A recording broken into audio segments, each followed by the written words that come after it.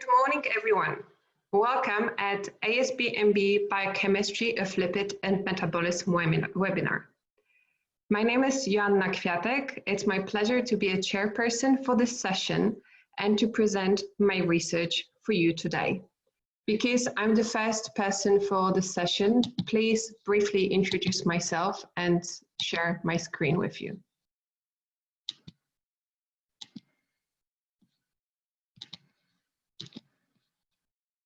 It looks great, Joanna. Perfect, thank you. I received my PhD degrees in biophysics at the University of New South Wales, Sydney, Australia, where I applied microscopy approaches to study lipids in the plasma membrane. Further, I switched gears towards biochemistry and I joined Dr. Carman Lab at Rutgers University. During my postdoctoral training, I'm interested in studying biochemical and biophysical approaches for the enzyme which regulates lipid metabolism in these cells.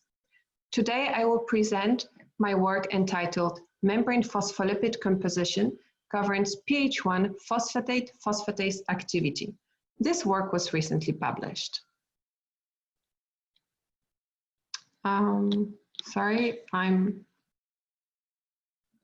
I'm trying to move the slide forward and it seems it's not going. Okay. The main actor of today's talk is phosphatidic acid phosphatase. This is the interfacial enzyme. What would happen if PI had a different degree of unsaturation? Did you test any of that? Yes, we have tested that. We tested different saturation of PA and we haven't found any significant differences. The PA activity was kept on the same level. So the saturation of fatty acids in PA didn't play a role. Great. The next question is, do you believe that the organization of the phospholipids between the inner and outer leaflets of your liposome played a role in PAP activity? PAP enzyme seems to interact on the outer leaflet, and hence I think that, well, maybe the composition of the membrane may play a role because the number actually of different phospholipids between lipid membranes is different. So it might. Thank you. So the next question was, if you checked if changing other parameters of your liposome were affecting PA1 interaction, such as liposome size, packing defects, saturation, and saturation. Okay, so in our studies, we also check the size of liposomes. So the data which I presented today just includes results from 100 nanometer size, but we also checked 50 nanometers and 300 nanometers. So there was no difference in PAP activity between 100 and 300 nanometers liposomes, but there was a drop in activity where we used small liposomes of size of 50 nanometers. Thank you. At least that begins to address it, right? And this one is about the lipids. So there's several questions about the choices of the mixtures. And so maybe I'm going to try to combine those. First one asked, what's the ratio in your one that you found the highest binding in? You had the PC, PE, PI, PS, PA. And then the second one is, did you ever test PG?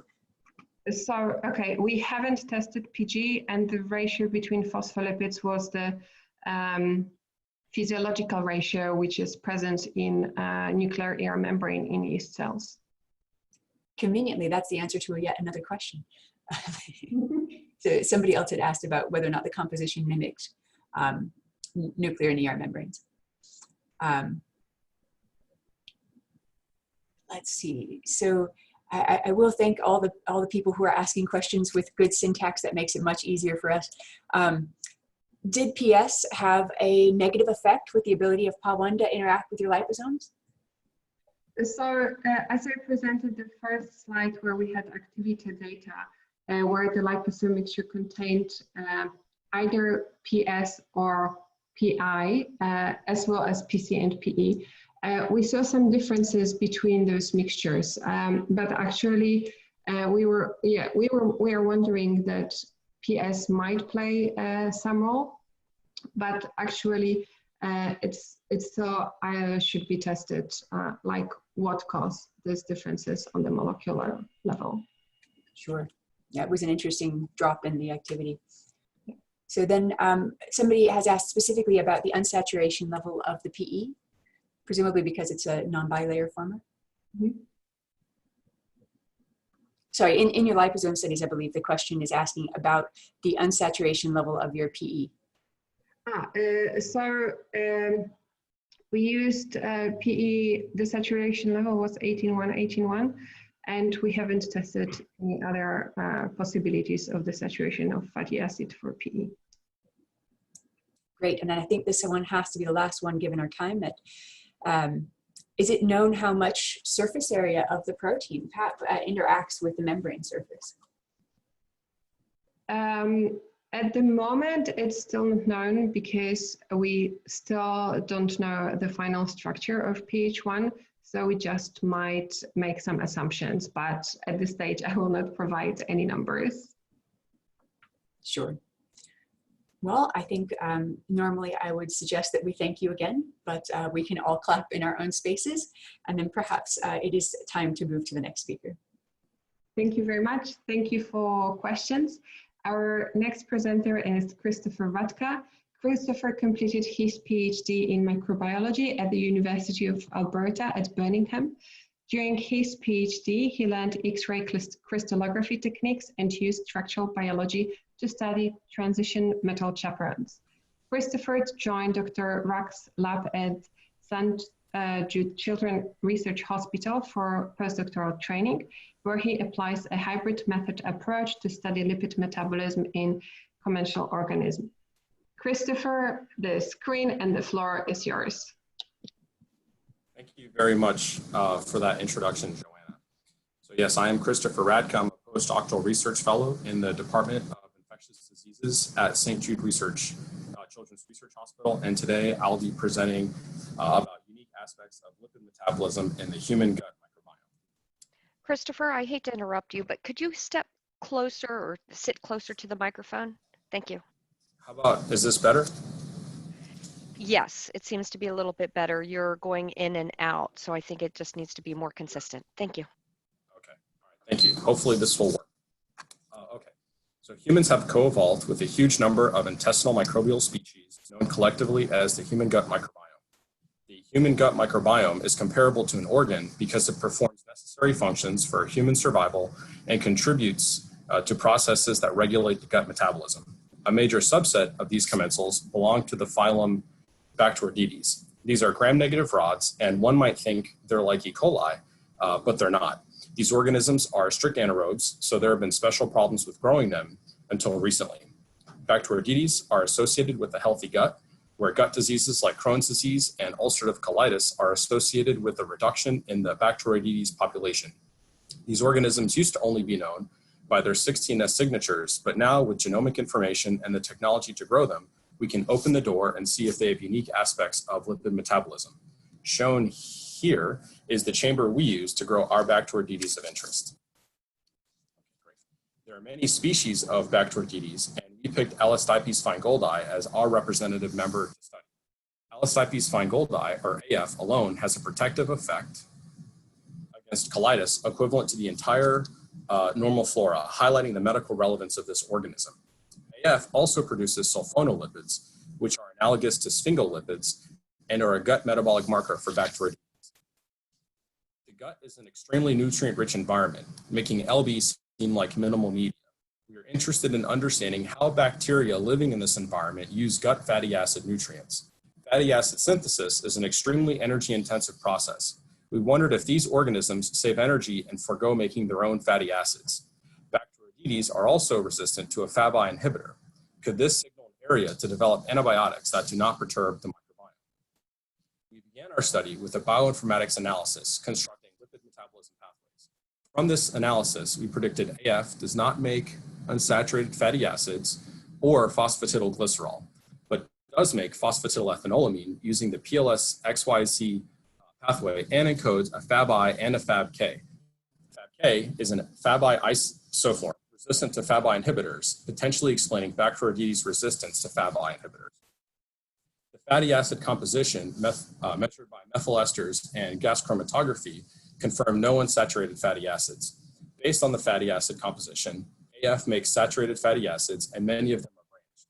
Mass spectrometry analysis of the lipids that we were able to isolate confirmed the prediction of no phosphatidylglycerol. AF does make phosphatidylcholine, or PE, and sulfonolipid, or SL. Sulfonolipid is analogous to sphingolipid. We initially fed AF oleate and determined one oleate molecule was incorporated per PE molecule, but did not get into SL. We then surveyed acyl chain lengths and implemented a lipidomics pipeline to determine if a given fatty acid nutrient could be directly incorporated into a lipid, like oleate being directly incorporated into PE, or if the fatty acid was elongated by Fas2 before being incorporated into lipids. We found there is a dichotomy between acyl chain length and the fatty acid metabolic fate.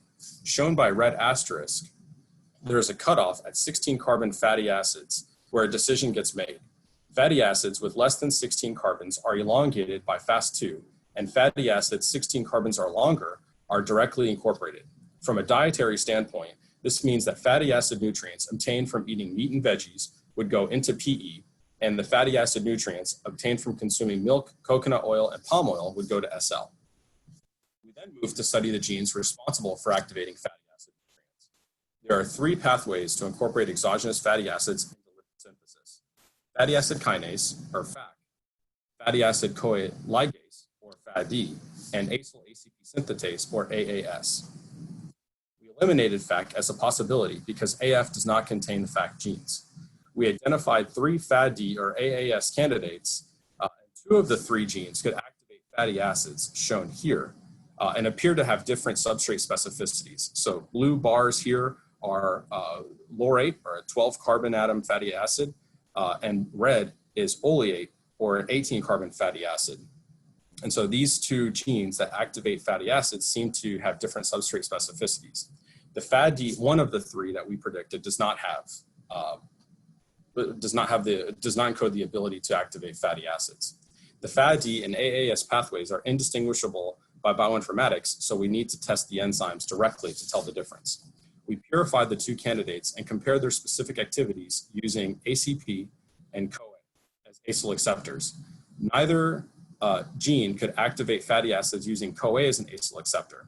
One candidate showed greater activity with short-chain fatty acids and ACP, of course. And the other candidate showed greater activity with long-chain fatty acids and ACP.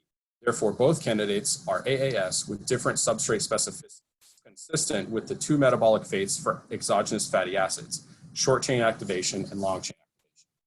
So how does AF use gut fatty acids to construct its membrane? This organism has a metabolic system set up to keep mammalian and dietary fatty acids out of sulfonolipids.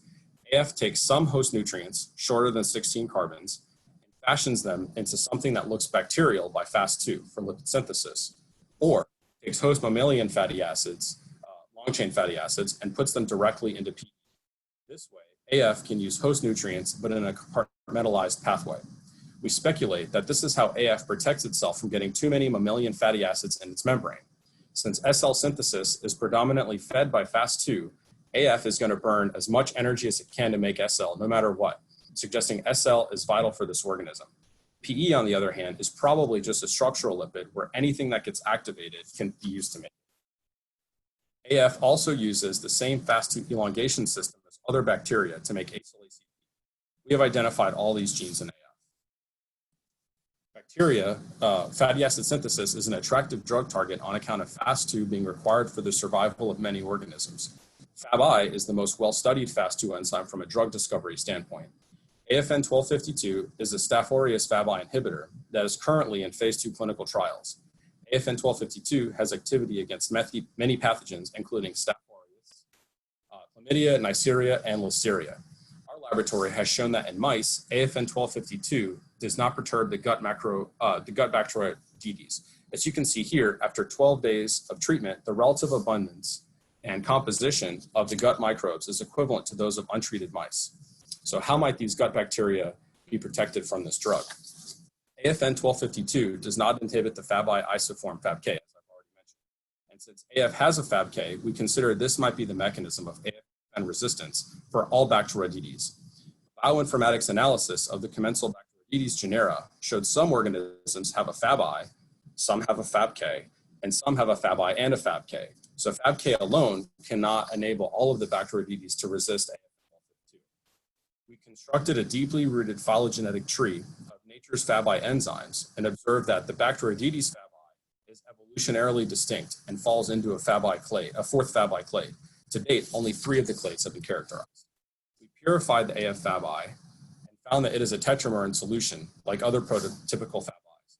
It has prototypical Fab-I kinetics and shows NADH-specific cooperative behavior and is resistant to AFN 1252. We then crystallized the protein to determine if there were any unique structural features. The Fab-I fold contains a dimerization and tetramerization domains linking the subunits. These domains are a common quality for all Fab-Is. The colorful balls here on the slide represent the subunits, and the thick black lines represent how each of these domains connect these subunits. The dimerization domain connects A to B and C to D. The tetramerization domain connects A to C and B to D. We found that AF Fab-I has a C-terminal extension that forms a new connection we like to call the twist tie. These twist ties are helical bundles that connect A to D and B to C across the molecule.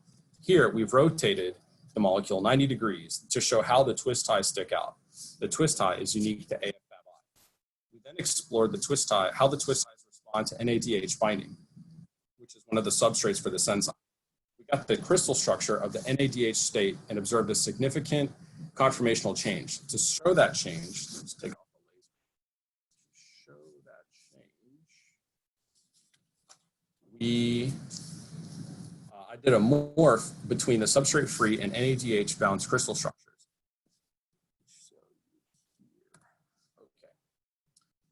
And so you can see this movie showing this conformational change. I've placed the NADH just outside of the active site, and you can see a close-up of the twist tie where the blue and green subunits are twisted around each other. You can see the conformational change as they unwind to form the NADH binding site and set up water channels. Over here is an image of the water channels connecting each active site to an internal water well. We also wanted to understand how each Fab-I clade handles AFN 1252. I've shown here as yellow sticks. All of these structures are aligned by their catalytic residues I've shown in orange sticks to provide the same orientation for each clade of Fab-I. Here's a complex between AFN 1252 and a clade 1 Fab-I. In this case, it's E. coli, and here is the PDB code for this complex.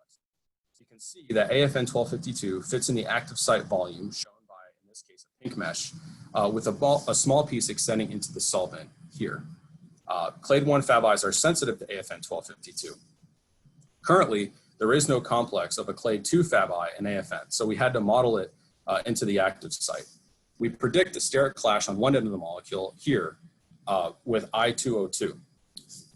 These Fab-Is are not sensitive to AFN 1252. Here's a clade 3 Fab-I, again, sensitive to AFN 1252. This here is a complex between the chlamydia Fab-I and AFN 1252. And again, here's the PDB code for that. And you can see how, again, the drug fits nicely in the active site. We could not capture a complex between AFN 1252 and the clade 4 Fab-I. So again, we had to model it. We predict a steric clash, in this case with R102. And you can see here that the other end of the AFN 1252 molecule is outside of the active site volume mesh. And so there would be, of course, a conflict with this side of the molecule. In other words, both sides of the drug are blocked from this active site. And of course, clade 2 and clade 4 Fab-Is are not sensitive to AFN, as reflected by these hypothetical models versus the other clade complexes being actual real crystal structure complexes. So AF resists Fab-I targeting antibiotics using a Fab-I active site architecture that excludes AFN 1252. We also observed a new Fab-I structural feature being the twist ties. Each Fab-I clade has an associated unique structural feature. You can see here that the clade, yes. Excuse me, can you hear me? Can you please wrap up your talk? We are getting close to the time limit. Thank you. Okay, thank you. The clade 1 Fab-I is the base structure. The clade 2 has an extended substrate binding loop. The clade 3 has exterior loops of unknown function. and the clade 4 that we've discovered has these twist ties. And now these features enable Fabis of unknown sequence to be categorized bioinformatically as to which clade they belong. We are now focusing on the biosynthetic pathway of sulfonolipids, elucidating a physiological role for this lipid. We have also found novel sphingolipids in AF, and we're working on their identities and biosynthetic pathways. And finally, I'd like to thank the members of the ROC Lab for their interesting discussions and contributions, the Margolis Lab for teaching me how to grow anaerobes, and the St. Jude X-Ray Center for crystallography support. Thank you for your attention. Thank you, Christopher, for your presentation. And now we are open for questions. Okay, so we have the first question, which is how the commensal shift from fatty acid synthesis to polycate synthesis pathway during pathogenesis, although both have similar structure. I'm sorry, let me turn up the volume here. Can you repeat Okay. that? How the commensal shift from fatty acid synthesis to polycate synthesis pathway during pathogenesis, although both have similar structure. How do commensals shift From fatty acid synthesis to... fatty acid synthesis to polyketide synthesis? Yes, exactly.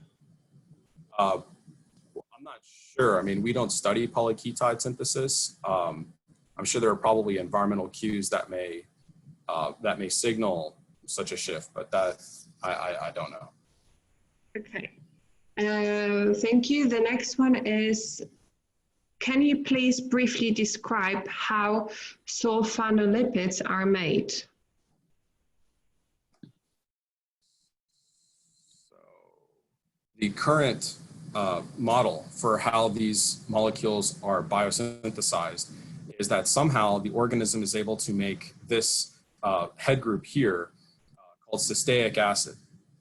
And in a second step, there is a acyl ACP that is used to contribute the substrate for a condensing enzyme that is able to add a acyl chain to the C terminus of the cysteic acid.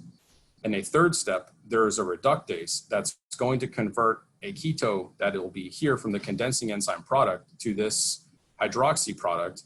And then in a fourth step, there is an N-acyl transferase that will add this acyl chain here to the N-terminus.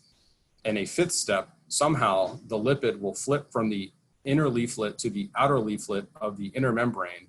And then in a sixth plus step, it will be transported to the outer membrane, where it is believed that most of the sulfonolipids go. Thank you very much. And we are run out of time for the question. So if there are any more, please, Christopher, answer them on the chat or Q&A. And we are moving towards next speaker, who is Isabel Capel-Hattem. And Isabel is a third-year PhD candidate at UNSW in Australia. Her research interests include the biochemistry and metabolism of mammalian sterols and lipids. So far, her PhD has focused on the regulation of understanding enzymes in cholesterol biosynthesis, aiming to understand the exquisite regulation of this pathway. So, Isabel, now the screen is yours. Please share your presentation. Good luck. Thank you. Perfect. Good morning, everyone. I am Isabel Capel-Hattem from UNSW Sydney, Australia, and I'm here to talk to you guys this morning about twin enzymes and divergent control. Subtitle: the cholesterogenic enzymes, DHCR40 and LBR, are differentially regulated transcriptionally and post-translationally. So, sorry, there we go. I am based at UNSW Sydney, Australia. Apologies in advance if I seem a little bit dazed and confused. It's currently 1:40 in the morning here, so it's a bit past my bedtime, and if I've said anything incredibly stupid, apologies in advance. Before we delve into the science, I would really like to acknowledge the people who made this project possible, particularly Professor Andrew Brown, Dr. Laura Sharp, Dr. Anika Prabhu, Dr. Jean Hart, and Lydia Chen, and all other current and previous members of the Brown Lab at UNSW. So before we jump into the nitty-gritty of cholesterol biosynthesis, let's just contextualize this work a bit more by looking at the often demonized molecule, cholesterol. So cholesterol in our body gets a pretty bad rap, and that's because there are an abundance of adverse health effects associated when you have too much or too little cholesterol. And there is a multi-billion-dollar industry to treat high cholesterol levels worldwide, which is the drug class, the statins. But it's still essential to us. So cholesterol, we need it as it's a vital lipid membrane, playing a role in both our membrane fluidity and in the formation of lipid rafts. And it's also a precursor for a wide range of other bioactive molecules, namely steroid hormones, and the production of bile acids. And so what I care about is, it's a delicate balance in our bodies between the intake of cholesterol from dietary sources, the excretion of cholesterol in the form of bile acid and hormones, and its synthesis. And what my work, as Joanna said before, primarily is focused on is how our bodies are making cholesterol. So let's just have a brief overview of cholesterol biosynthesis.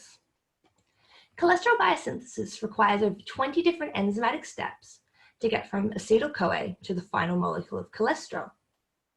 Predominantly, these enzymes are localized to the endoplasmic reticulum, and they are transcriptionally responsive to sterol levels.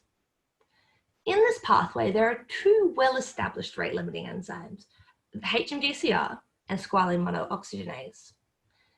These are also post-translationally sensitive to sterol levels as a form of feedback regulation, and the turnover of these enzymes is by the ubiquitin proteasome system. As well as these two very well characterized enzymes, cholesterol biosynthesis features 4 sterol reductases, including my 2 favorite enzymes at the moment, the twin sterol reductases, DHCR14 and LBR. So what just makes these two so special? So DHCR14 and LBR share the same enzymatic activity, and that's the reduction of the carbon-14, carbon-15 double bond on the sterol precursor, resulting in the conversion from FF mass to T mass, as you can see here on the right. They also share 58% protein identity, and they arose as a result of a genome duplication event. So they have obviously a lot in common, but they also have a fair few differences. One of the predominant ones is they actually have different subcellular localization. So DHCR14 is localized to the endoplasmic reticulum, where the majority of cholesterol synthesis enzymes are localized, whereas LBR is localized at the inner nuclear membrane, where we don't expect much cholesterol synthesis to be happening. In the literature, there isn't really much agreement for which one of these sterol reductases is responsible for the majority of the C14 sterol reductase activity. Cellular fractions from the endoplasmic reticulum have higher activity, so it was initially presumed that DHCR14 was the main sterol reductase. However, more recent work has revealed that cells without LBR can't survive in a sterol-depleted environment, whereas cells without DHCR14 are fine, suggesting that LBR is equally as important. So we just sort of started approaching this project with asking the broad question of why are there these two C14 sterol reductases in cholesterol biosynthesis? And as our lab is a cholesterol homeostasis and regulation lab, we were really asking the sub-question of, will examining the regulation of these two enzymes give us any insight into why they are both still here? And so we decided to do this 2 ways, looking at their transcriptional regulation and looking at their post-translational regulation. So first, the transcriptional regulation of the C14 reductases. Predominantly, cholesterol synthesis enzymes are subject to feedback regulation on the transcript level.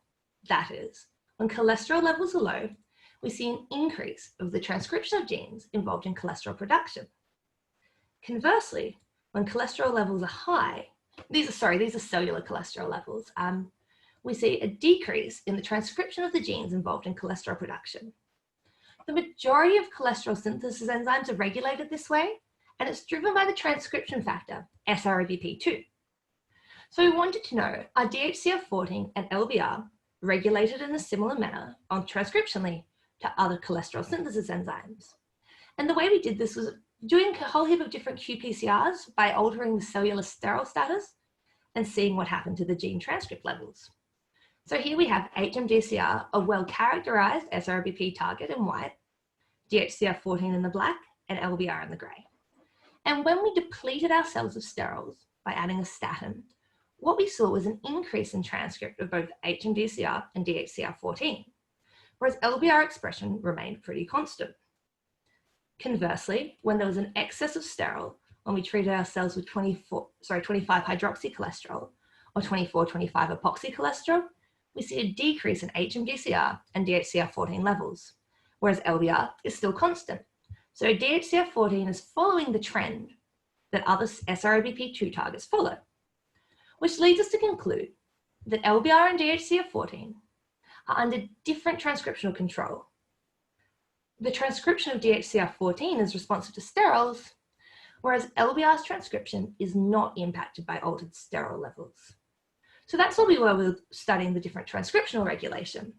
And then we decided to look at the post-translational regulation of the C14 reductases. Before we jump into any more of this work, I just want to clarify, all these Westerns were carried out in CHO7 cells that we had stably expressing V5 epitope tags, DHCR14 and LBR. So it was the human enzymes expressed in CHO7 cells. The endogenous antibodies are not particularly friendly. So the first question we wanted to ask was, are DHCR14 and LBR turned over? And to do this, we just treated our cells with the general protein synthesis inhibitor cyclohexamide. And what we can see is that DHCR14 appears to be rapidly turned over, whereas LBR over this 8-hour time period we were looking is stable. And if we plot it like this, you can see that within even 1 hour of treatment with cyclohexamide, there's less than 50% of DHCR14 remaining, and this number only drops over the duration of the time course. So suggesting that DHCR14 is highly turned over and LBR is stable. Knowing this, we decided to question, what are the triggers for the turnover of DHCR14? So as a lot of enzymes are susceptible to end product inhibition, we decided to see what would happen if we treated our DHCR14 with cholesterol. And you can see that there is also a reduction in protein levels. So over 8-hour time course, we're seeing about 60% reduction in our DHCR14 levels when we treat with cholesterol. So we decided to see what was happening with other intermediates in the pathway, including the substrate and the product of DHCR14. And we found that all other tested post-lanosterol sterile intermediates also stimulated this turnover to a fairly similar degree. This pattern is actually quite similar to, the steroid-driven turnover pattern is quite similar to what we've observed in other cholesterol synthesis enzymes in our lab. And it seems that these enzymes are very, very susceptible to turnover by any structurally similar sterol. Knowing this, we questioned, what is actually driving the turnover of DHCR14? And to do that, we wanted to know whether it was being degraded by the proteasome or the lysosome, which are the two main ways that we get protein turnover in cells. We just treated with either proteasomal or lysosomal inhibitors here, and we found there was a rapid accumulation of DHCR14 when we treated with proteasomal inhibitors, and these could rescue the cholesterol-driven turnover. However, when we treated with lysosomal inhibitors, there was no change. This is suggesting that DHCR14 is turned over by the proteasome system.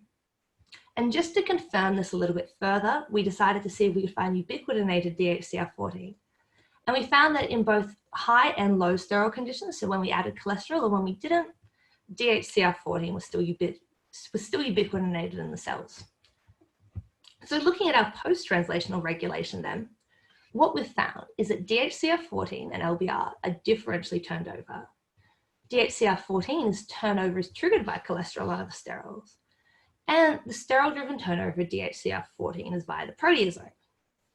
Combining the transcriptional and post-translational data, we decided to propose a model for these C14 sterol reductases.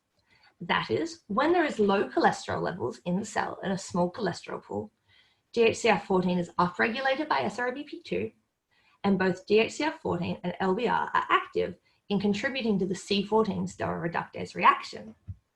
However, when there is a high level of cholesterol in the cell, DHCR14 transcription is inhibited by the inhibition of SRBP2, and DHCR14 is also rapidly turned over at the post-translational level and then degraded by the ubiquitin proteasome system, meaning that when there is high cholesterol in the cell, LBR appears to be the predominant C14 reductase contributing to the C14 conversion of FF mass to T mass. And essentially, that LBR is a constitutively active C14 reductase, whereas DHCR14 is highly inducible and sensitive to cellular sterol status. You might note though, that this doesn't actually answer the original question we started out with of why are there the true C14 sterol reductases?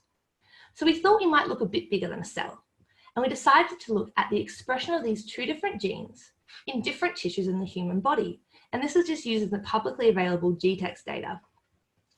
So what we found was that in tissue types that predominantly have high levels of cholesterol synthesis, such as the brain, the liver, and the skin, we're seeing high levels of DHCR14, but relatively low levels of LBR. On the other hand, we're seeing a variety of tissues that have high levels of LBR, but very low levels of DHCR14. Expanding this across the entire GTEx tissue samples, we actually found that there's a negative correlation between LBR and DHCR14 expression. That is, either tissues are highly expressing LBR with low levels of DHCR14, or highly expressing DHCR14 with low levels of LBR, or lowly expressing both of them, but there are no tissues that have high levels of DHCR14 and LBR. Sorry, yeah? Yeah, we are running out of time. Please start wrapping up. Thank you. Oh yeah, sorry, this is the last slide, sorry. So sorry about that. I've had so much caffeine, I can't tell how time flows anymore, unfortunately. So what we've found with this project is that LBR and DHCR14 are under different transcriptional control, that they're differentially turned over, and the turnover of DHCR14 is triggered by cholesterol and other sterols, and this turnover is driven by the proteasome. And this boils down to LBR being the constitutively active C14 sterol reductase, whereas DHCR14 is inducible in times of sterol demand. So thank you for listening. And if you have any follow-ups that I don't get a chance to respond to, feel free to email or tweet me. Thank you, Isabel, for your nice talk. We have a couple of comments and a couple of questions. So people want to congratulate you for a nice work and nice talk. And now several questions. What is the contribution of DHCR4 and LBR in conditions of low and high cholesterol? That's actually kind of an interesting one that was struggled to study a bit because they do have the same substrate of FF mass and T mass. It's actually quite hard to look at their individual contributions, and we haven't been able to look at them. Sorry, that was the question, right? Looking at their different in low cholesterol levels. So we're pretty much inferring that DHCR14 has increased activity, well, not increased activity, but there's more DHCR14 available to have that C14 reductase activity when there's low cholesterol, because there's more of the protein available. There's more higher abundance of the protein essentially, whereas LBR levels don't change. Okay, great, thank you. And another question is, are there other substrates for the LBR outside the cholesterol pathway? Not that we know of. So LBR does actually have it's actually a sort of a fusion protein. So it's got the sterol reductase domain. It also has a tutor domain, which is what localizes it to the inner nuclear membrane. And that's known to bind some histones and also laminin B. So that's where it gets its name from. But as far as its catalytic activity, it only appears to be, the C14 reductase. So it does have two substrates because cholesterol is in parallel pathways, but they're structurally very similar. Okay, thank you so much, Isabel. There are still a couple more questions, so please check the Q&A box to answer them. And we are moving towards the next speaker. And the next speaker is Rebecca Roston. Rebecca got her PhD at UC Davis, working on protein targeting. She moved to Michigan State University for a postdoc with Christopher Banning on lipid metabolism and has been at UNL since 2014, where she's now an associate professor. Her work focuses on membrane, remodeling events tied to plant resilience, particularly cold and light-induced changes to chloroplast membrane. Rebecca, the screen and the stage is yours. Thank you so much. So today I'm going to be talking about a specific protein sensitive to freezing 2 and how it is regulated to confer freezing tolerance to a specific membrane, the chloroplast envelope membrane. And I'm just giving it away here on the title screen. The answer is through cytosolic acidification and phosphorylation thus far. I'm Rebecca Rawson, and I'm from University of Nebraska-Lincoln, which incidentally, fabulous graduate programs here in case anybody's looking. Right. So today what I'm going to tell you first is a little introduction about cold membranes. And I'm going to try to convince you that freezing is not the same as cold. It is an additional stress. And then we're going to talk about what SFR2 is doing and how we're using it. So first of all, the obvious, cold limits agriculture. Most of our crops are really developed in those breadbasket areas of the world. This is an example of maize and where it was domesticated in Central America. And of course, now we do grow it across the United States, especially in these regions which are covered with seasonal snow. And that's a big issue because if we grew other crops that were more adapted for these conditions, we could exceed the capacity of corn by about 60%, which is huge for agriculture. So, of course, lovely people fund this. It's also really interesting from a biochemical perspective because, of course, you have a temperature that changes a membrane from the liquid phase, the fluid mosaic model in which a membrane must exist, to a gel phase.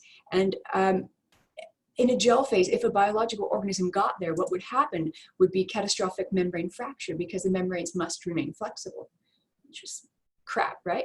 And then there's also a problem with the fluid. So you can't just go super, super flexible because if you did that and then you increase the temperature, what you get was leak as well.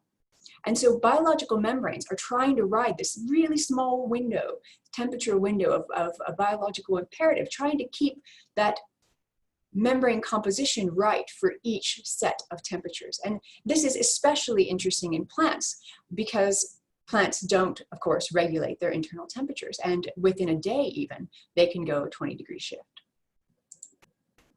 So what happens in plants is something that's relatively well known for initial cold, but at the time we started this was unclear for any additional severity of cold. So there is a mechanosensitive calcium channel in the plasma membrane that within seconds releases a large amount of calcium.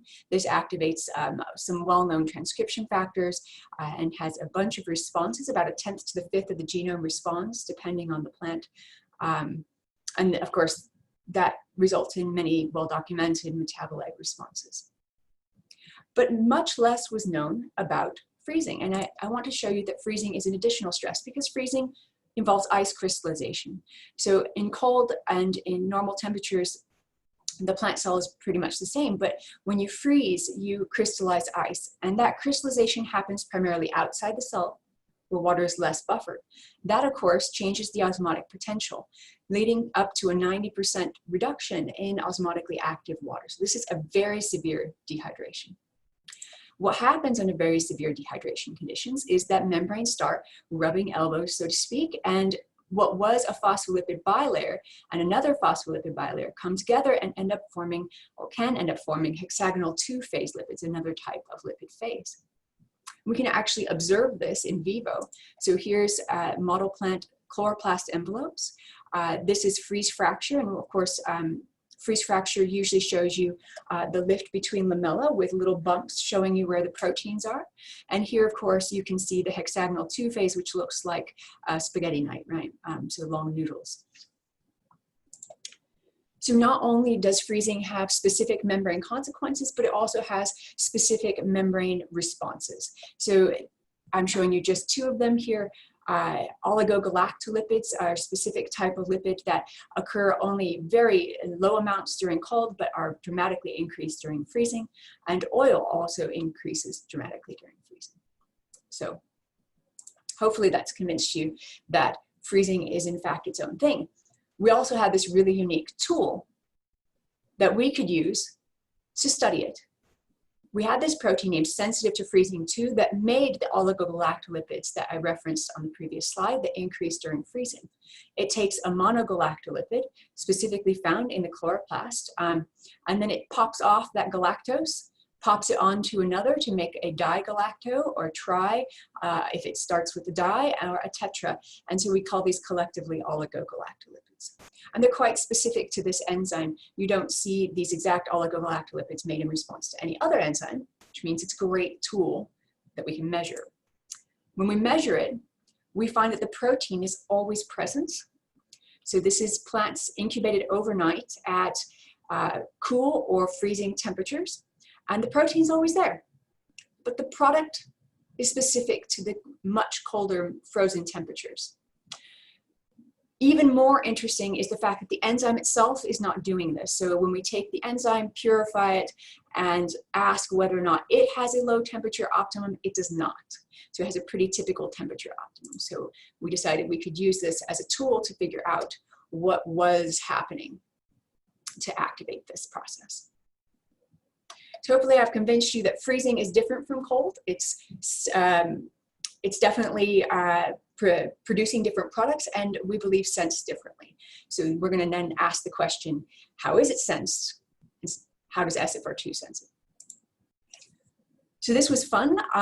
We, of course, are biochemists, so we went for the simplified system. We try to keep it as biologically relevant as possible, and we had a break there because, of course, SFR2 is on the chloroplast outer envelope membrane, which means we could use isolated chloroplasts. And this meant that we could add different things to the buffer outside the chloroplast and really address the active site of SFR2. So we did test a bunch of things that we knew were involved in freezing. We didn't get anything interesting. So then we started testing things that we knew were involved in plant responses to other abiotic stresses. And that's where we hit upon a very interesting result in terms of pH. When the pH is slightly acidified, we do get a big boost in activity. So it was interesting, but of course, we have to correlate it with whether or not this actually occurs during freezing. Is there a change in the cytosol with pH? So this work was done by Alison Barnes, who's a fabulous first graduate student, who's moved on to her postdoc now. But she looked in 2 different lines that were expressing pH sensors, fluorescent proteins that are genetically encoded, so you don't have to disrupt the plant at all. And what you can see is when plants grow at normal temperatures, they have a pretty normal pH. When you chill them, that drops slightly, which is well known, so that was nice to see. And then when they freeze, there's another quite significant drop. So that was really saying that, all right, not only does this cause an activity boost in the enzyme, but also it seems to occur during freezing. So then the coup d'etat would be whether or not it activated those other freezing responses. And so what she did was she developed a protocol by which she could create acidification using small organic acids in the absence of cold. And she used that to ask whether or not other lipids were responding to the acidification like they were to the cold. And sure enough, they were. Here's what happens to oil or triacylglycerol during cold versus frozen, and during neutral versus acidified tissue. So it does seem like it is a general response. So then she took it another step further because, of course, we'd like to expand beyond SFR2 to ask what else is responding and what else is sensing this. And so we did transcriptomics because those are relatively approachable, but we did them very carefully. So we used plants that were cold treated already for a week.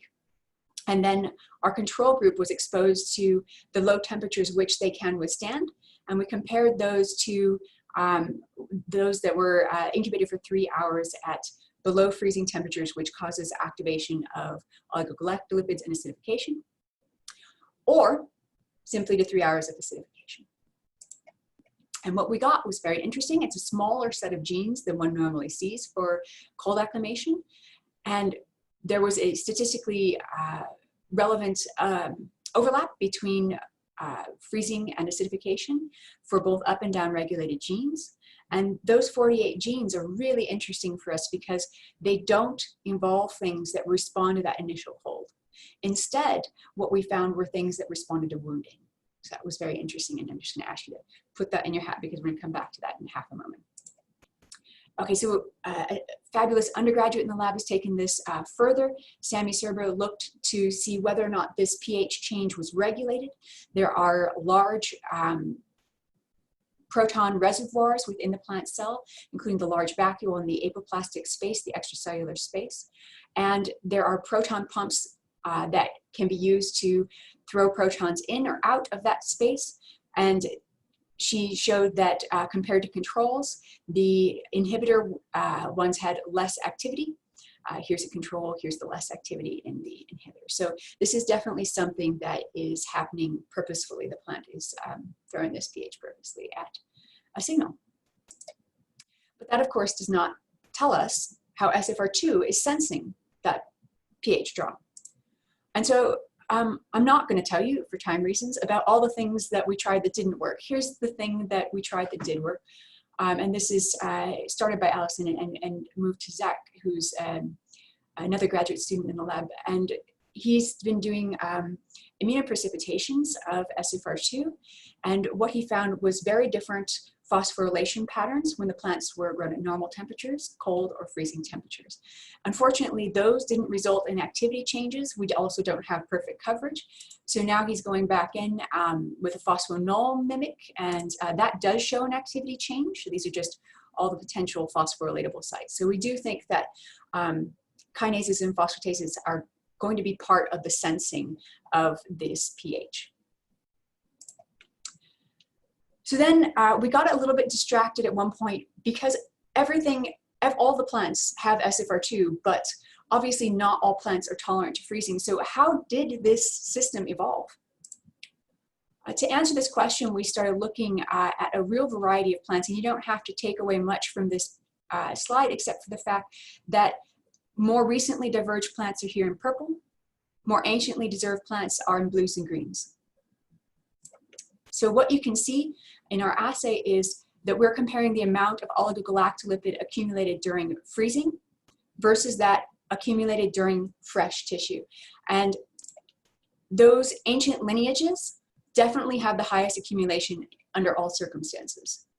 More recently diverged lineages have the most distinct differences. So it seems like the response to freezing is a recent one. Finally, there was this group of plants for which the sampling damage in order to take the sample seemed like it caused more stress than the cold or freezing, like maybe the cold actually inhibited the enzyme activity. And so that was really interesting because it reminded us of that wounding response set of genes. And so Allison and Sammy did this really careful study where they correlated cell breakage in response to temperature on 3 of the species in that 30 species study to when oligogalactolipids were accumulated. And we saw a really nice correlation to the temperatures at which the breakage occurred. And we saw a correlation, and I know, Joanna, I've got to finish up, right? So we also saw a correlation with the amounts that harken back to their cold tolerance levels. So that is the end. We believe that it may have evolved from an ancestral state in which more oligogalactolipids occurred, and it may have co-evolved as a damage response. So I'm going to leave you with this idea that low temperature sensing and response must be a continuum. The membranes require it, therefore it has to occur, and pH could be a part of that if that drop where we have a single data point is actually a series of points. Now, what causes that to happen? It's still a great open question. So thank you very much to all the people that actually did the work. I tried to mention them as I go along, but they're bolded here along with the collaborators that contributed this work.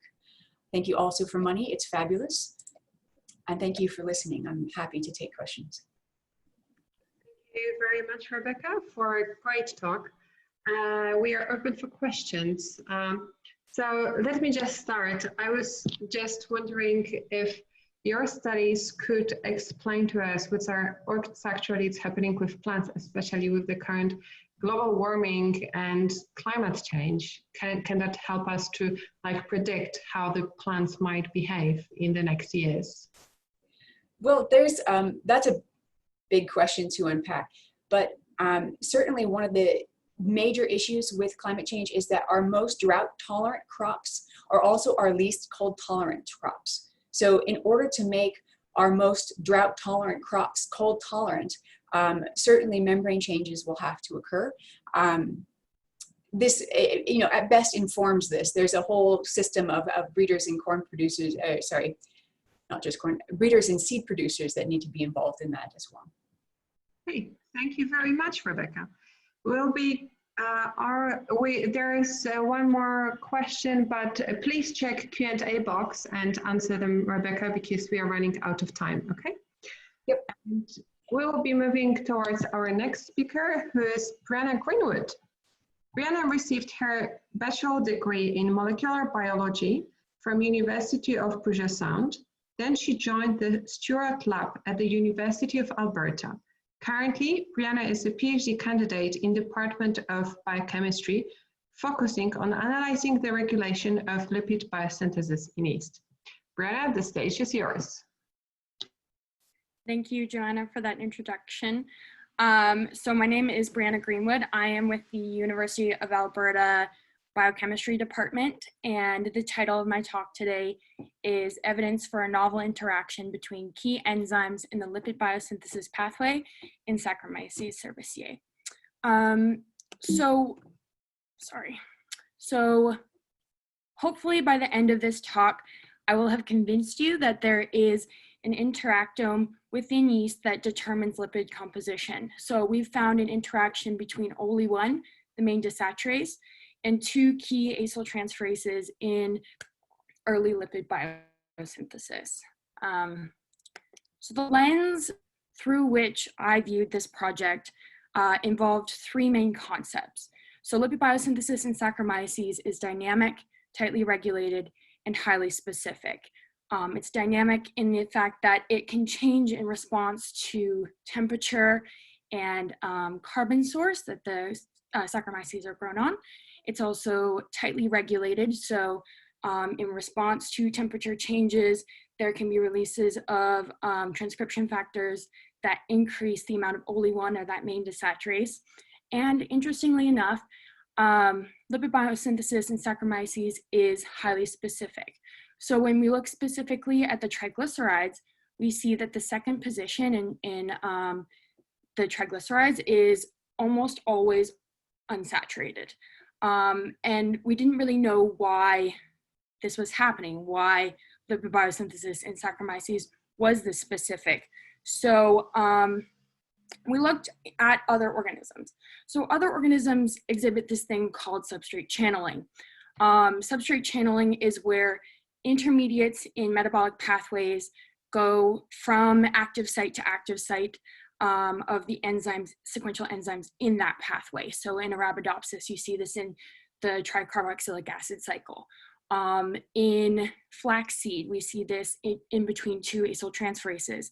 And importantly, we also see this in mouse between the terminal acyltransferase in the lipid biosynthesis, or the triglyceride biosynthesis pathway, and the delta 9 desaturase. So knowing this, we looked at kind of my project as through this hypothesis that specific protein-protein interactions channel acyl-CoA molecules towards membranes or storage as triglyceride. So to investigate this hypothesis, we used two different experimental approaches, membrane yeast 2 hybrid and co-immunoprecipitation. So for membrane yeast 2 hybrid assay, essentially, if the prey and the bait proteins interact, then we see growth on selective plates, and we see an increase in beta-galactosidase activity. For the co-immunoprecipitation, I just pulled down OLI1 and then analyzed the proteins that were interacting with it through tandem MS. So from the proteins that we were looking at, we decided to start off with OLI1. OLI1 is this main desaturase in yeast that is the bait protein in the MYTH assay and in the co-IP. Next, we wanted to analyze SCT1, which is this glycerol 3-phosphate acyltransferase. We also wanted to look at specifically SLC1, which is a lysophosphatidic acid acyltransferase and catalyzes the formation of phosphatidic acid. And then DGA1, which takes diacylglycerol, and it adds the third acyl chain to triglyceride. Looking at these proteins, we did a myth assay. So looking at this slide, right, we see we have a low stringency plate and a high stringency plate. All of these cells are expressing the bait tagged OLI1. And then we see that the positive and negative controls are performing as expected. Positive control is growing on the low and high stringency plates. Negative control is not. When we express a tagged SCT1, we see that there is no growth, indicating that there's no interaction between SCT1 and OLI1. When we express a tagged SLC1, we see a small amount of growth both on a low stringency and, if you look closely enough, on the high stringency plates. And then we also see a large amount of growth when we express a aminoterminally tagged DGA1. Now, this assay is great in that it's more qualitative. We can say yes or no, these things are interacting in vivo. So for a more quantitative assay, we do the beta-galactosidase assay, just looking at lac-Z activation. So we see, again, the positive and negative controls are performing as expected. We have a high amount of activity indicating that this positive control is interacting with OLI1, the negative control is not. SCT1 did not activate the lac-Z gene in any significant amount. However, SLC1 and DGA1 both did, indicating that SLC1, so that lysophosphatidic acid acyltransferase, and DGA1, the diacylglycerol acyltransferase, both interact with OLI1 in these yeast cells. Seeing such a high response from the DGA1 beta-galactosidase activity assay, we wanted to map this interaction a bit further. So I made a set of truncations in the amino-terminus. These first three truncations, so this is the full-length protein. There are 4 transmembrane helices. These first 3 truncations are found in yeast cells. They are found more localized to the lipid droplets versus the ER, and they are more active than the full-length DGA1. And then this last truncation was just an attempt to get closer to that transmembrane helix, just to see the importance of the full N-terminus in that maintenance of that interaction. So when we express these in the cells and we plate them and we perform the beta-galactosidase assay, what we see is that these amino-terminal truncations are still able to interact with OLI1. So as you move down the amino-terminus, you see a decrease in the interaction between OLI1 and DGA1, but we still see a significant interaction even when we truncate essentially the entire amino-terminus of DGA1. We also wanted to look at the other side of the protein just to see the importance of the C-terminus in the maintenance of interaction with OLI1. So I made another set of truncations on that side. So this side was a bit more dramatic. We did a truncation of the entire C-terminus of DGA1. We did a truncation of the entire whoops. Oh, now it's thinking. The entire, okay, sorry. My computer is freaking out. The entire cytosolic domain on the C-terminal side of DGA1, as well as that last transmembrane helix. And then the last truncation that I made on the C-terminus was the luminal loop on the C-terminal side, as well as this transmembrane helix and the cytosolic domain. So when I express these in cells that are expressing the bait-tagged OLI1, again, we see that the full-length DGA1 is interacting very strongly with OLI1. But we see that as we truncate the C-terminus, we lose this interaction with OLI1. Now, this could be a folding issue when we start to truncate the C-terminus of DGA1. We find that the C-terminus is very important for maintenance of activity of DGA1, indicating that possibly The C-terminus is also important for folding, so this could be a folding issue. But it also could just be that the C-terminus of DGA1, which is very flexible, is interacting with OLI1, and a removal of that domain means a removal of the interaction with OLI1. So once we had this data, we wanted to do kind of a more fishing experiment. So I tagged OLI1 in vivo, and then I expressed it and purified it just to see what's interacting with OLI1 within these yeast cells. Once we analyzed these proteins via mass spec, what we found was that OLI1 is interacting with many proteins that are involved in lipid metabolism and lipid biosynthesis. We found 7 proteins that are involved in serial metabolism, 9 involved in phospholipid metabolism, and 2 from the early lipid biosynthesis pathway. Importantly, we found that SLC1, so this lysophosphatidic acid acyltransferase, is interacting with OLI1 through this co-immunoprecipitation and through the membrane yeast to hybrid assay.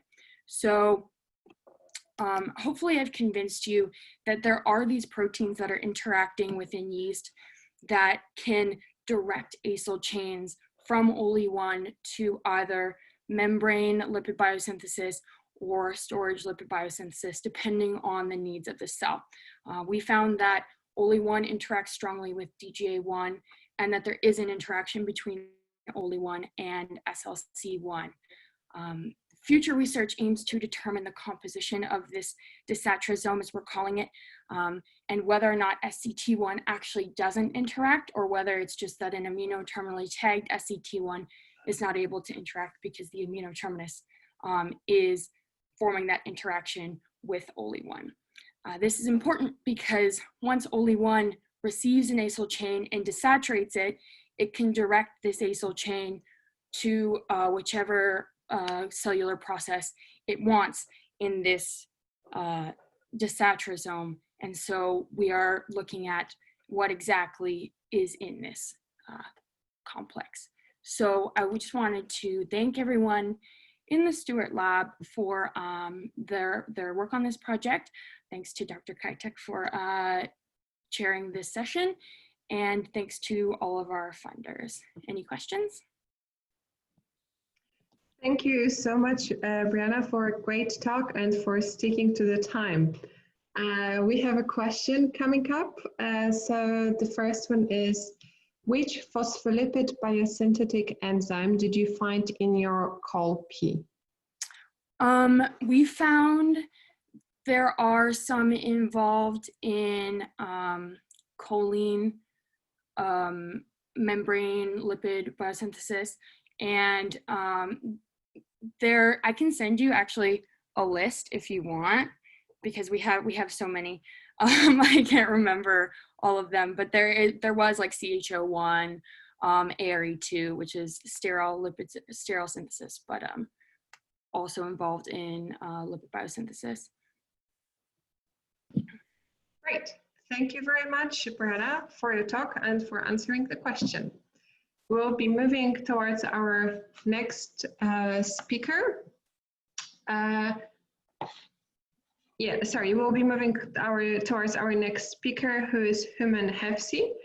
Human was a postdoctoral researcher in the systems biochemistry and cell engineering lab of Dr. Nathan Levis at UC San Diego.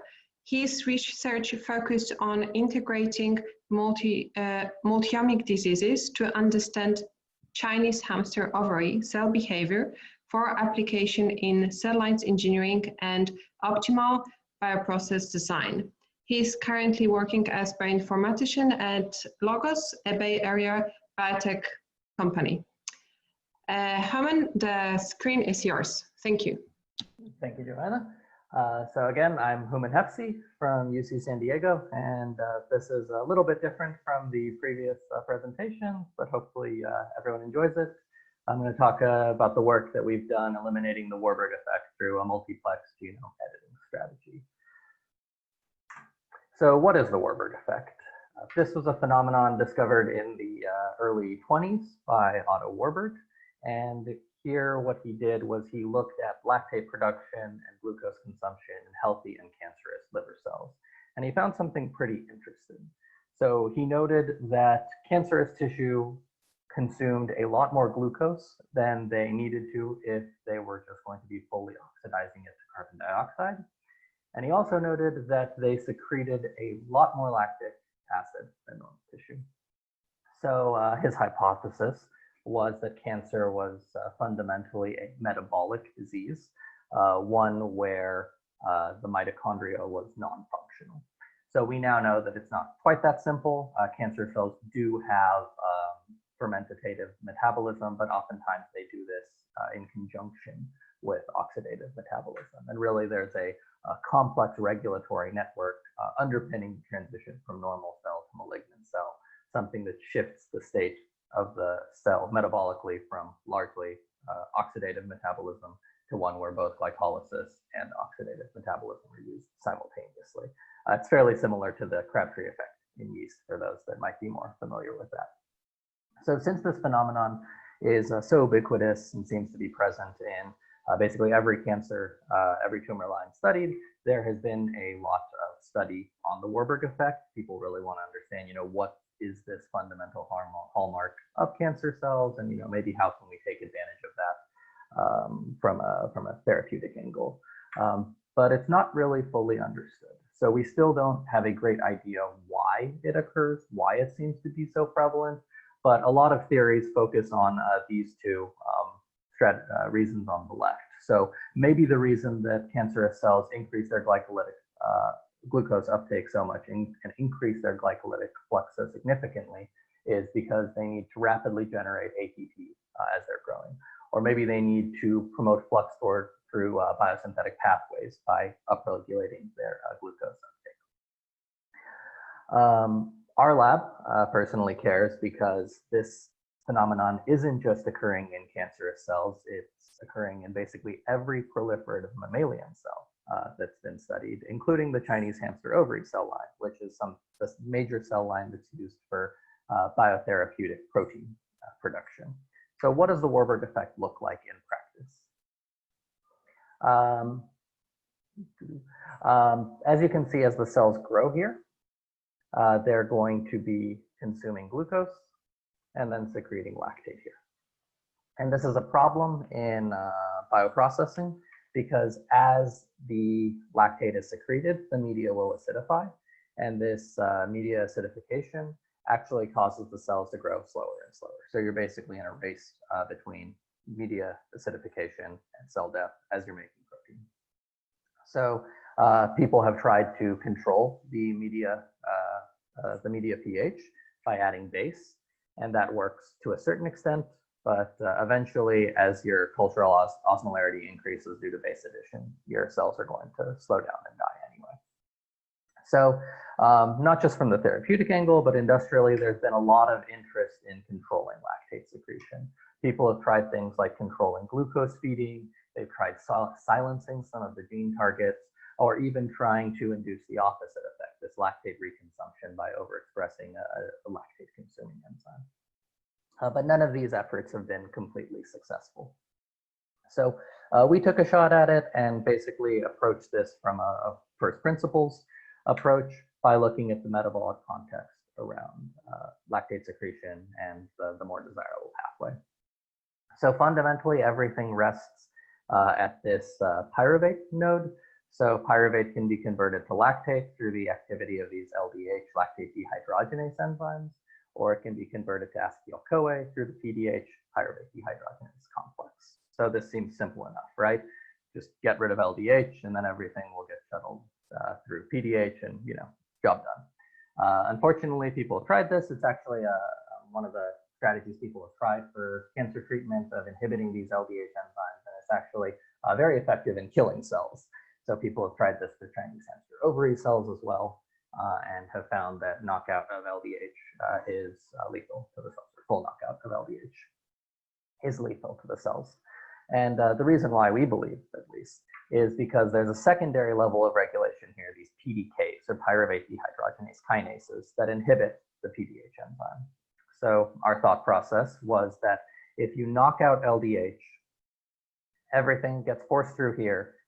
These these metabolites that are products of the PDH enzyme actually activate the PDKs, which then inhibit PDH. So as things get forced through this pathway with PDK activity, you're going to have a negative feedback loop that shuts down PDH activity, leading to pyruvate accumulation, lack of energy generation, and eventually cell death. So we looked in the Chinese hamster ovary cell line. So these are just 4 different sort of major CHO cell lines. We found that all 4 PDKs are expressed in every cell line. All of the PDH complex units are expressed, which was good for us. And fortunately, only one of the LDH enzymes, LDHA, was expressed in any of our lines. So what we did is we targeted all 4 PDKs and LDHA for knockout using CRISPR-Cas9. And we were able to successfully isolate some Warburg null lines. So you can see here that these are just 3 arbitrary clones that were successful in the engineering strategies. There's no detectable LDHA. There's no detectable phosphorylated PDH. And as a result, the LDH activity is basically reduced to background promiscuous lactate dehydrogenase activity. And we were not able to detect any lactate in these lines. So we were really happy with this. And of course, the most important thing in our mind, we should come up with a funny abbreviation for these cells that produce zero lactate. So we call them CHO-ZILA lines. I'll try not to refer to them that way, but if it comes out, that's sort of the way that I'm going. So we wanted to look to see, how do the cells respond to elimination of this phenomenon, and do they still maintain their viability for biotherapeutic protein production? So the first thing we did was we grew them up in fed batch culture. So this is a setup where we're feeding the cells after we start the culture just to kind of continue their growth. We're also controlling the dissolved oxygen, pH, and other process parameters to keep them as happy as possible. So we saw that over the course of a 14-day culture, the wild type cells required a significant amount of base addition to control culture pH in both this D6 clone and this F5 clone. So both of them needed base added to control pH, while the knockout cells basically didn't.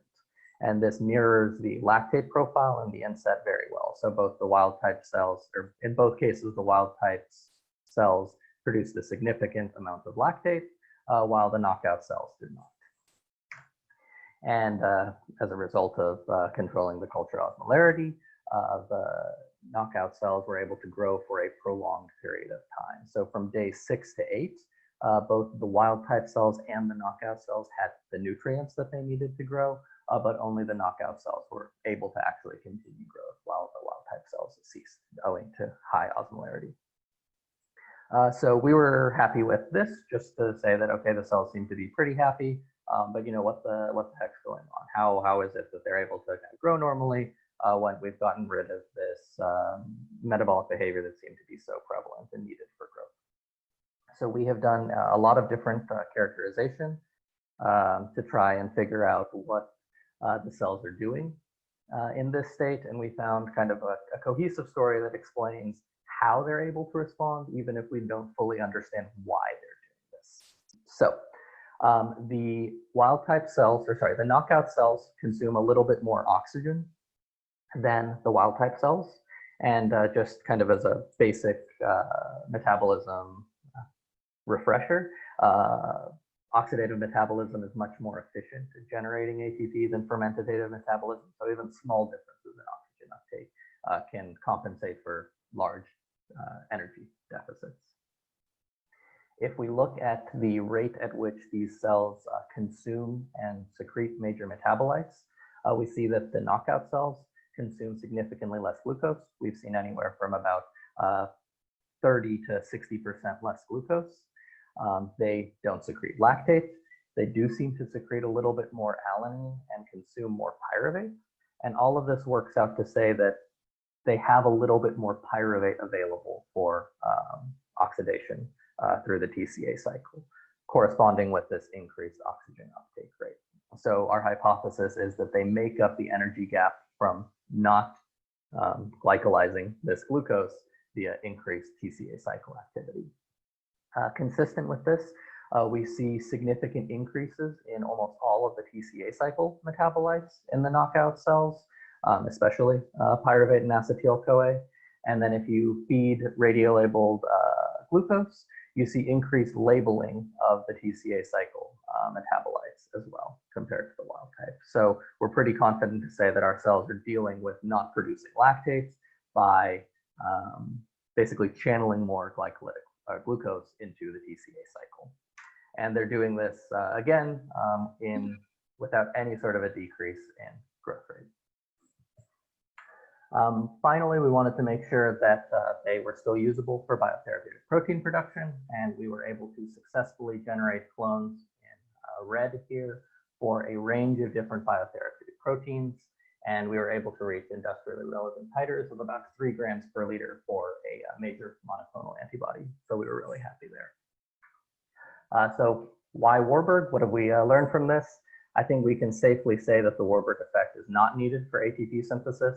We're seeing decreased glucose uptake does happen, but compensatory oxygen uptake seems to provide the necessary energy. And the Warburg effect is not necessary for biosynthesis, as we've observed no change in growth rate. It does seem that the cells do respond kind of dramatically to this phenomenon being eliminated. This is just a kind of snapshot of RNA-seq data looking at major sort of cancer transcriptional regulators. And you can see that in almost every cell line, we're seeing differential expression of TP53, of MYC, Notch, a lot of the AKTs. So they do seem to respond to this phenomenon being eliminated, but exactly the way they do that might be, it seems to be very, very convoluted. So just in summary, I heard a presenter once say that text summaries are really, really boring, and I kind of take that to heart. So I'll just say that lactate is bad, but it seems like Chozela is good. But we also have ongoing work to figure out how far we can push the cells when they're not producing lactate, get a better understanding of how cells respond when you do eliminate the Warburg effect. And we're evaluating this strategy in other cell lines, and we've successfully implemented it in both HEC cells and other CHO cell lines.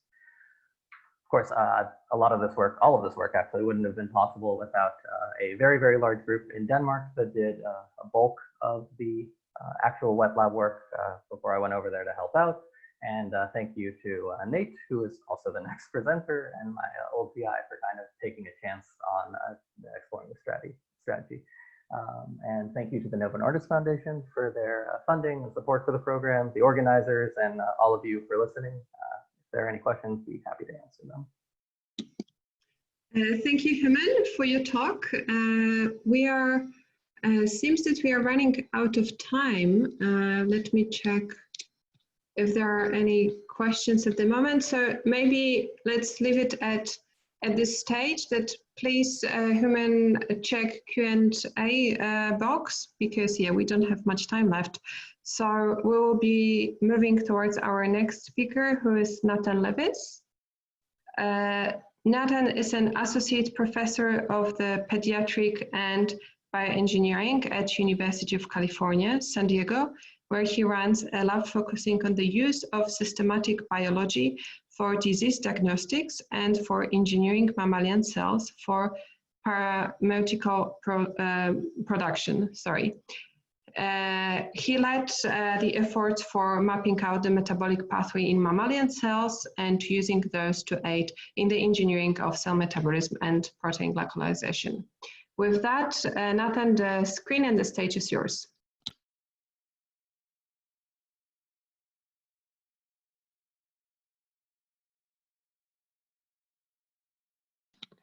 Nathan, can you hear us? Can you please share your screen and unmute yourself?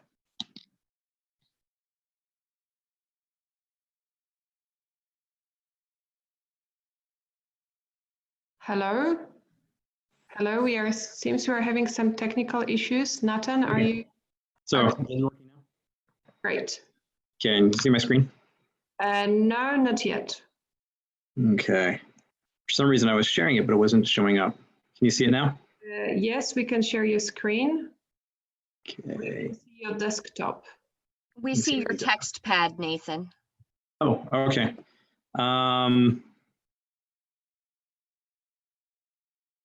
about now? Perfect. Yeah. Okay, great.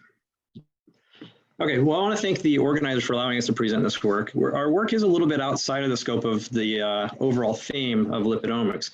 However, what we are actually doing here in my lab, so I'm Nathan Lewis, I'm at UCSD, run a lab there that's focused on very heavily on systems biology, and we do a lot of work with metabolomics, and that brings us to touch upon key aspects of lipidomics and how it influences other systems quite frequently.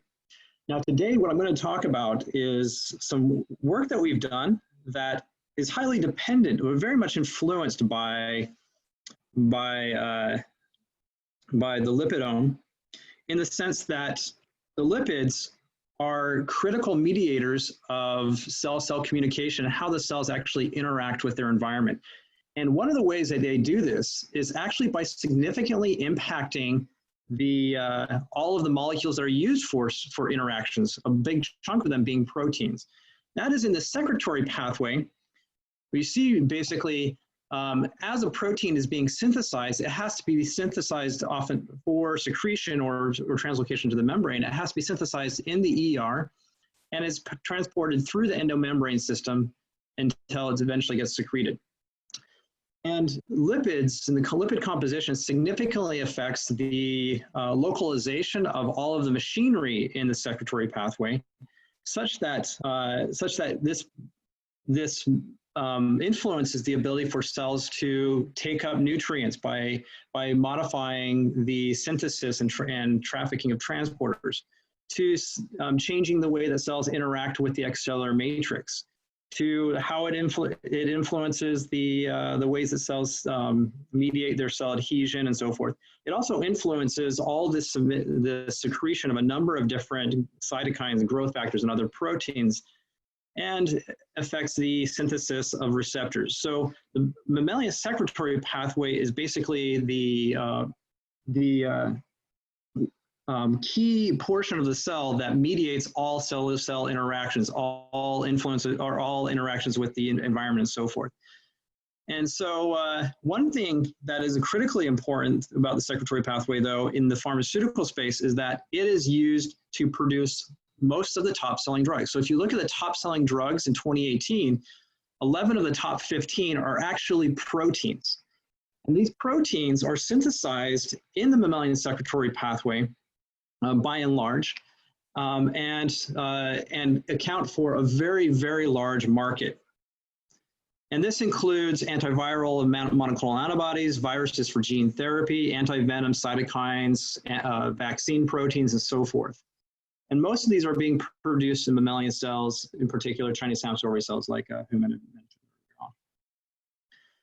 And so when you're thinking about engineering mammalian cells to produce pharmaceuticals, these are the challenges you're going to be facing are going to be very different from the challenges you face in the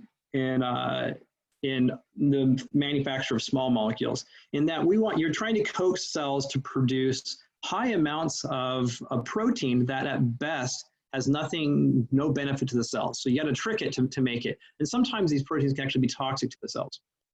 You also have to deal with the fact that these cells are producing a large number of other proteins that we don't want. And we want to be able to coax the cells to produce just the drug of interest. And then these drugs oftentimes have post-translational modifications. And these post-translational modifications significantly affect the safety and efficacy of the drugs. So when you look at these different attributes that we care about, decades of work in mammalian bioprocessing is just focused on media alterations and selecting better clones. When you look at these, you can see that there's great opportunities for synthetic biology and engineering of these cells. The problem, though, is that as of 10 years ago, we had really nothing to work with for engineering the cells. That's because to engineer a system, you need to have a parts list. You need to have maps and wiring diagrams of the item you want to engineer.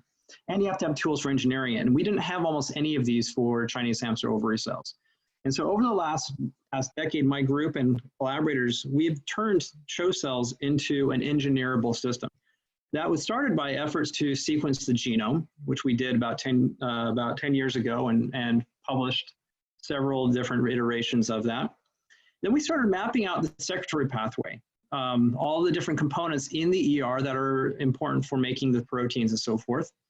We've been mapping out all the pathways for key post-translational modifications like glycosylation, and we've been mapping out all the metabolic pathways involved in producing all the precursors for protein synthesis or other metabolites such as lipids and so forth.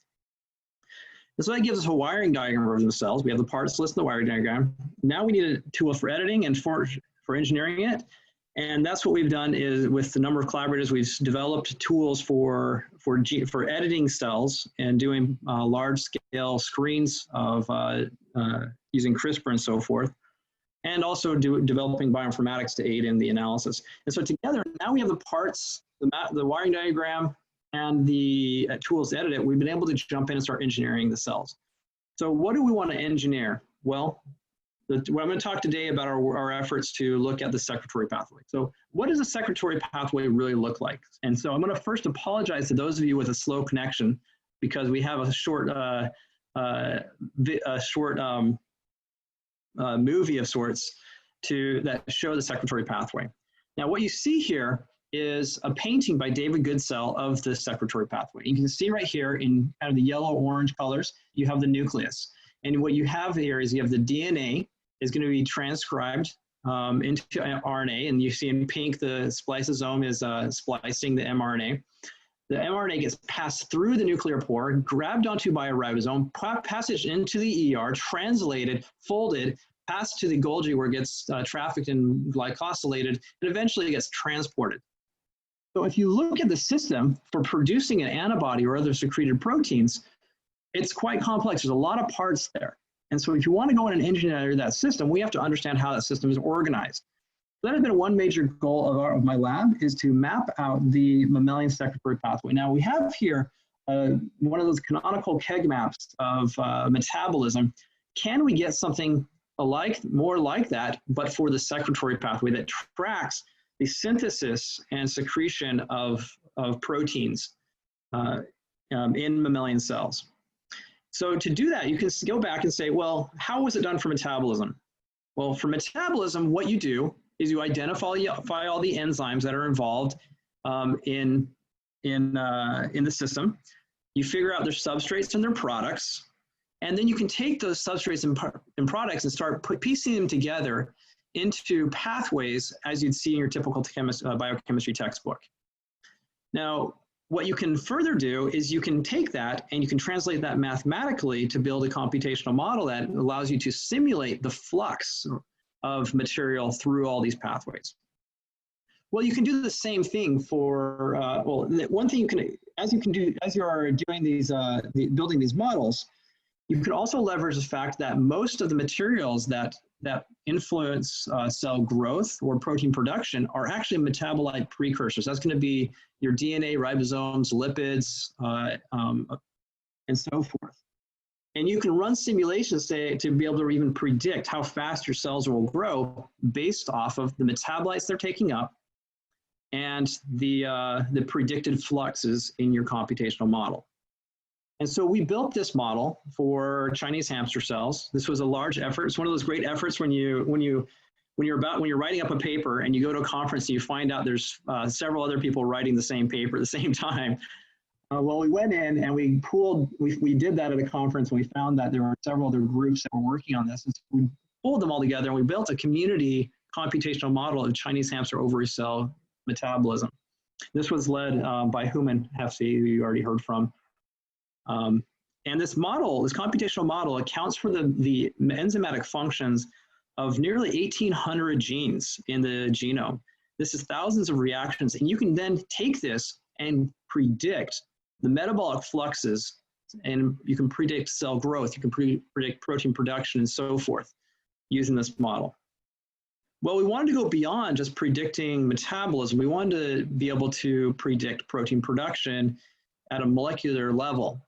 And so we took the metabolic network and we started defining all the individual steps of what you need to synthesize and secrete a protein. That includes translation of the mRNA into a protein. That's going to require several enzymes and certain amount of energy equivalencies to fuel that. The protein has to get translocated into the ER. You have to have disulfide bonds, glycans, and so forth added to it. Those can be passaged into vesicles, such as the COP2 vesicles, and that where they get passed to the Golgi, and where you get further modifications, post-translational modifications, and so forth, and eventually it gets exported out of the cell. So this whole process, while I've shown it in a simple diagram here, this accounts for about an additional 271 different enzymes to do all these steps for the ones that are just represented in this diagram. But what it does allow us to do is you can take for any given protein and you can predict with this computational model now the protein-specific needs. Whatever product you're trying to make, you can calculate now the needs as far as nutrients and machinery for producing that. So what do you actually need to produce a protein? So here's another painting by David Goodsell of an antibody. So you need amino acids. There's a glycan on the FC receptor or for FC region of the protein right here. There's disulfide bonds.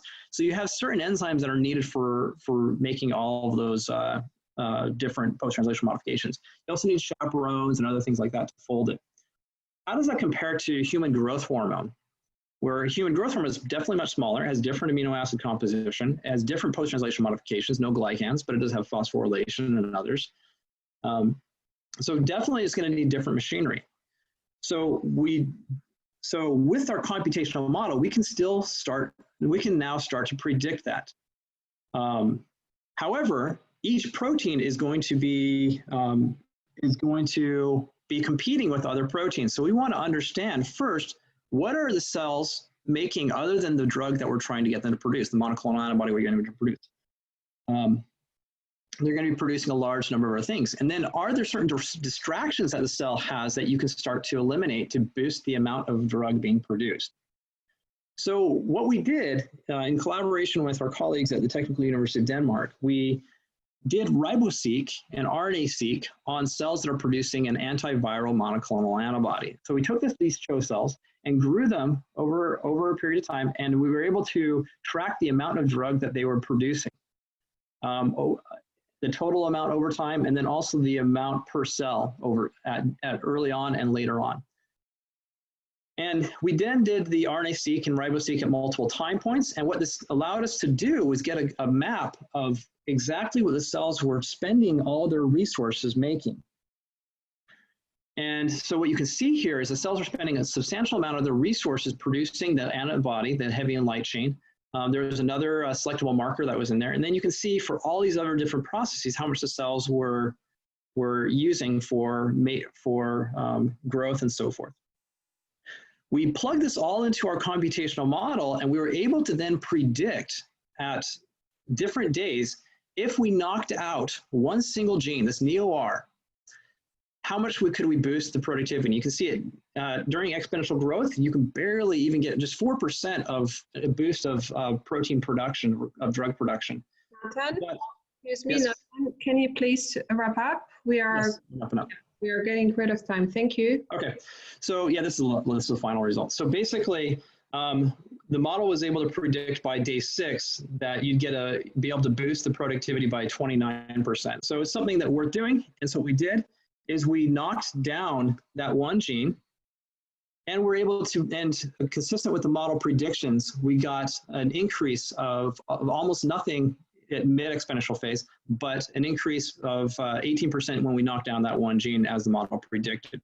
So what we've gone on to do is be able to identify individual genes beyond just that one that you can start to knock out, to be able to take what the cells are producing of their own proteins, and be able to predict which genes to knock out. And we found that you only need to be able to knock out about 30 genes of the CHO cells to boost the productivity. And as a final result, we actually did that. We knocked out about 14 to start, and we were able to boost the productivity substantially and increase the growth of the cells by about 50%.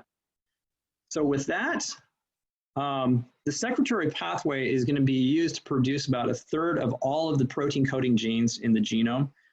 And we were able to build a computational model that allowed us to predict the amount of drug that can be produced and also identify genes you can knock out to boost productivity and eliminate contaminants. And so this was work done in large part by Jair Gutierrez, an alumnus of my lab, among many other students. And this was funded in large part by the Novo Nordisk Foundation and many other groups. So, any questions?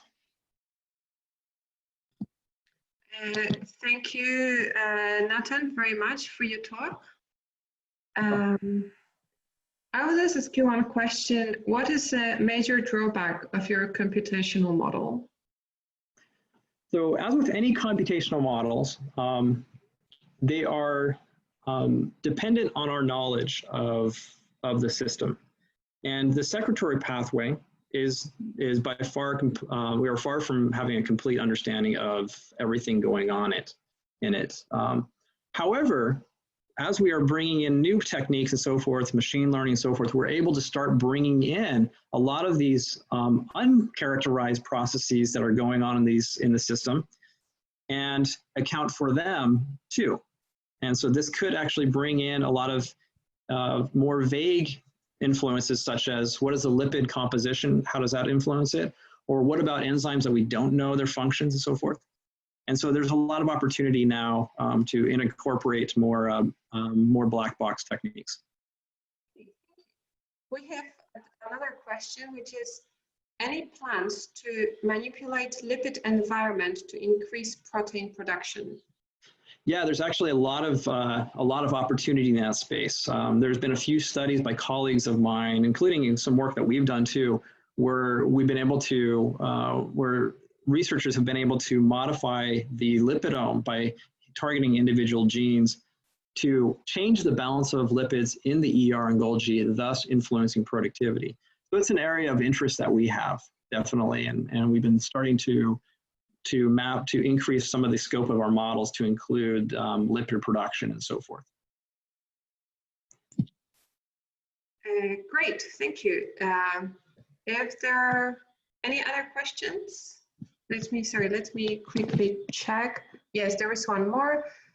How did you control the type of post-translational modification for active material?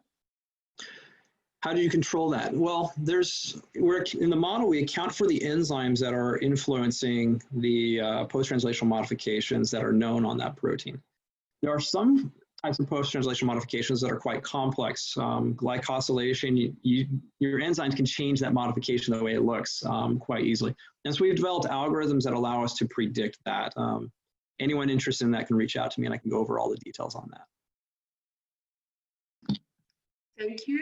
Another question is, how about changes in modification if production increases? So yeah, that's actually a really good question. As production increases, you're going to have more material, more protein going through, so it'll influence the amount of substrate or the amount of enzyme that that is available to modify it. And so that's stuff that that's more of a qualitative parameter that can be put into the models, but it really is a case-by-case basis on how it will be handled. Another one. How do you predict lipid interacting with proteins?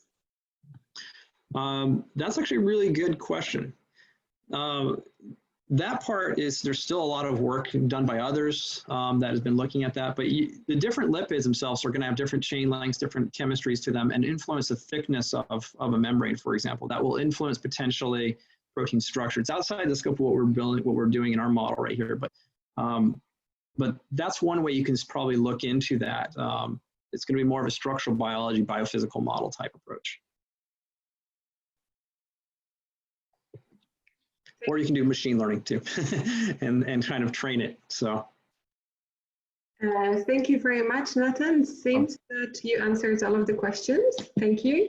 Also, I'd like to apologize Human, because actually there was one question for him which I didn't read loudly, but seems that Human answered it in Q&A box. So once again, Human, I'm very sorry, I simply missed that question. I would like to thank all of the speakers. You guys did a great job. Thank you so much for attending. Attendees, you asked great questions. Thank you for active participation in our session. And I'd like to thank ASBMB for putting up this webinar together and give us a chance to present our research and finding.